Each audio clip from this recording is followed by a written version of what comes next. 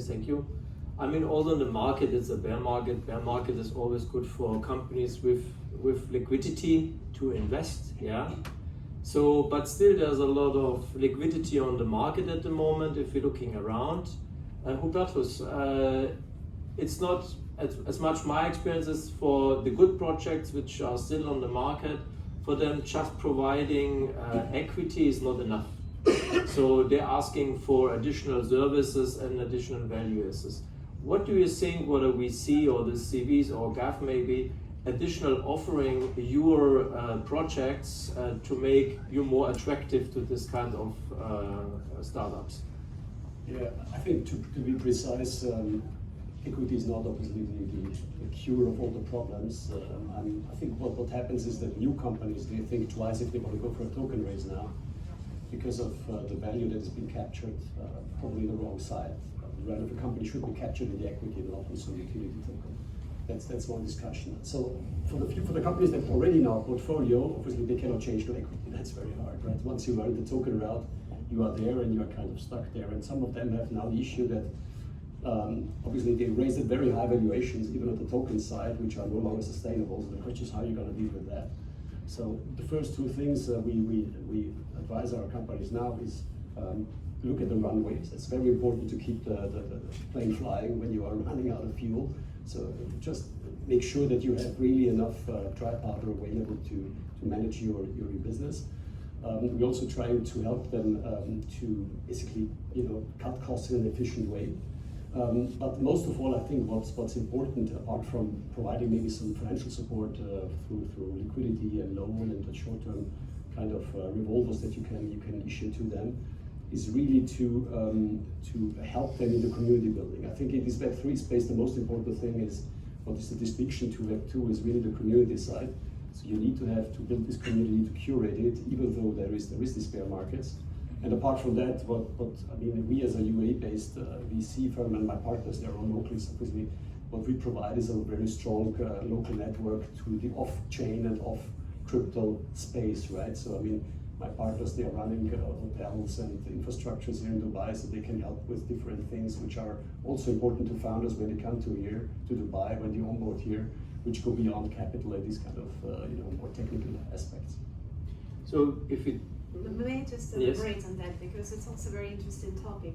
You mentioned during the bull run, it was the main request for all the good startups projects that investor should not only provide the capital but also some so-called value add.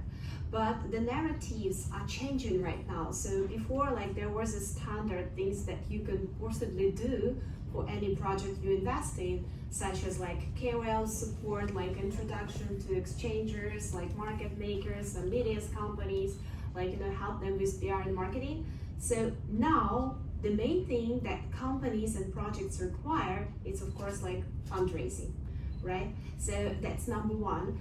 And the second, which I believe Ghaf Capital is very strong with, it's go-to-market strategy and connection with some real businesses, because now people want to see something tangible, something some real partners from the real business. Maybe it should be some kind of Web 2.5, the match between Web 2 and Web 3, or just partnership, any types of partnership with the real businesses. So the investors, they see the traction of the project.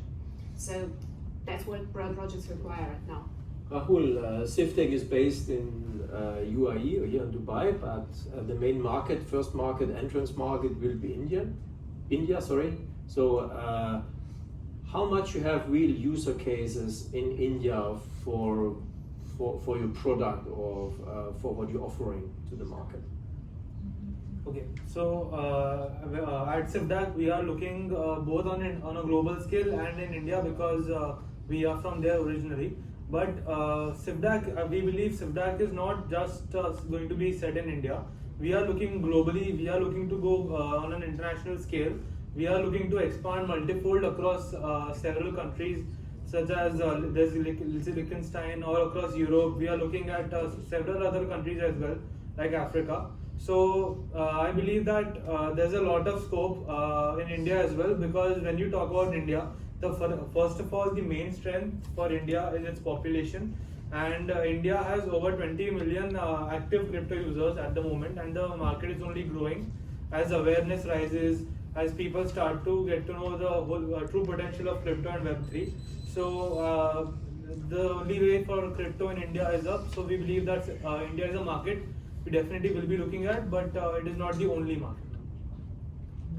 Alen, about you. So how are you trying to bring the feet on the ground, not only selling a vision, also like to have a user case? What are your customers then?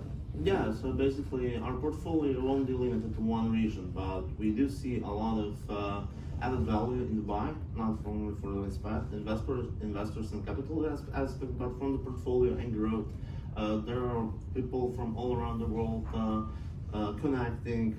Network is really super important. What Julia mentioned, connection with some companies. For example, we are trying to get in touch with Deloitte. We are in touch, but we would like to get into some company with them. It's really hard because of the bear market, because those companies are not kind of scared of us, all of us new builders. But those are the things that matters, because you get the reliability, you build a picture, you build an image, you give the trust to the community and similar, and that's also very, very important to keep the community. It doesn't need to be like a fake bot at one with 100K overnight, but if you have 2,000-3,000 users in that very early stage that are genuinely interested in project, engage with it, help you, if you can listen to them, that's very, very helpful. That's what I always tell to my team: listen to the people, even if they criticize, if it does make sense, let's listen and try to make it better. And I think those are the important things, and Dubai is, as far as I have experience with it, super, super friendly in that matter. People are really friendly. In Europe, pretty much everybody would just like to take something for themselves and kick you in the ass, to say it in that way.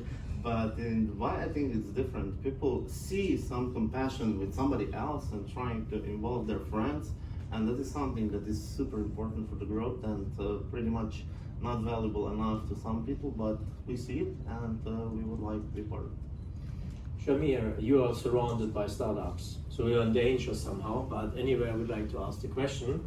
If you hear that from both sides of you, so what you would recommend to them based on their comments?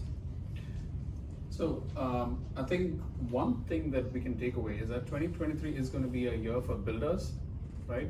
Because this is the time to actually build companies, solid companies, and actually prepare for when it's up, right? And investors also have more to actually choose from and take their time. I think the ones with a longer horizon obviously have the time and window to actually do that.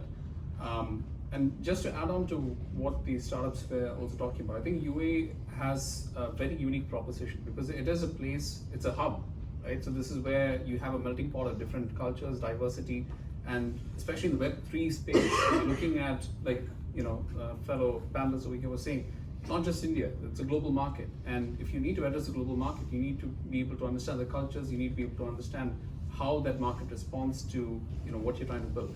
So here you have access to a very diverse talent pool. I think the government is also doing good things in terms of supporting the ecosystem. Of course, you see n number of events out here. Like there's always a networking event or a meetup where you can meet with other startups, find potential people that you can probably have as co-founders, and meet with investors. So that's a very good set of ingredients to actually make your startup successful.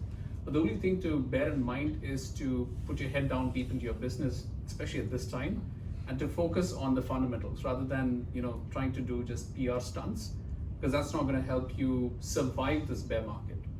And obviously try and raise as much capital as you can, if you can.